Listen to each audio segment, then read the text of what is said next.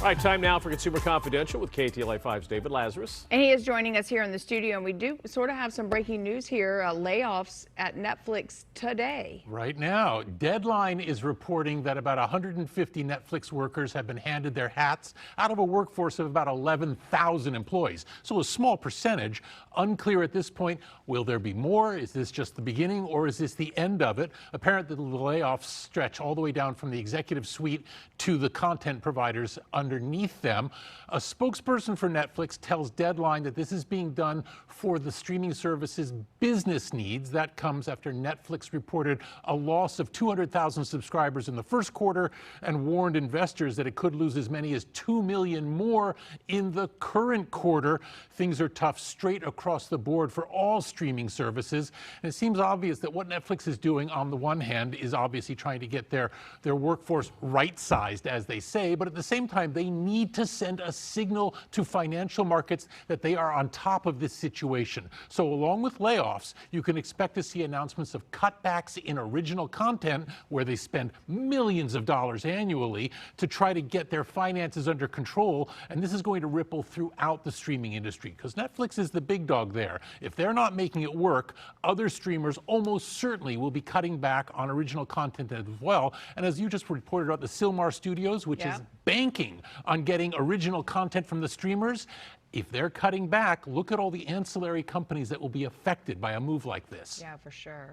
Now, is this round two of layoffs? Because there was an announcement a couple of weeks ago, or is that what this is? That first one was their digital people in one small division. This is something else entirely. It's interesting because firing typically happens on a Friday, so it's sort of hush-hush on a Tuesday. It's on Tuesday, it's a signal to the financial markets. Yeah. That's why I'm saying they're trying to make this a point to traders that they're on top of things. Yeah. All right, retail sales going up a little bit again, but Walmart not feeling it so much. Yeah, some interesting mixed numbers today. On the one hand, retail sales last month up by nearly 1%. All right, that's a good thing. Consumer spending represents about 2/3 of total U.S. economic activity. So obviously, if we're buying stuff, that's good for the economy, good for job creation straight across the board. Here's the problem. Is the higher retail sales figure a reflection of optimism on the part of consumers or a reflection of the fact that everything costs more now? Therefore, retail sales are up because we're spending more because the cost of everything from clothing to food to gas has gotten more expensive. That's the big question at this point. Walmart, our biggest retailer, they missed their quarterly earnings by a big margin.